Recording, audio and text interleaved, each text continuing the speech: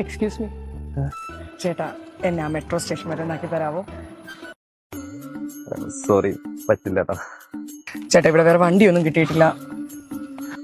അതെ, ഞാൻ മാരീഡ് ആണ്. ചേട്ടാ, അതിനെന്താ, ഒരു അത്യാവശ്യം ആയതുകൊണ്ടോ ഒന്ന് അതുവരെ ഒന്നാക്കി തരാവോ?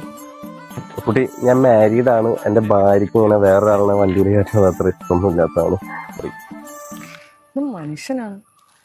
അയ്യോ, ഡീസൽ കഴിഞ്ഞിട്ട് റോട്ടിൽ നിൽക്കാന്ന് എങ്ങനെയാ കൊച്ചിനോട് പറയാ? ഇതുപോലത്തെ ഒരു ചാൻസ് ഇനി കിട്ടില്ല. ചേച്ചി, ഞാൻ വിചാരിച്ചതുപോലെയല്ല, ആളൊരു പാവം.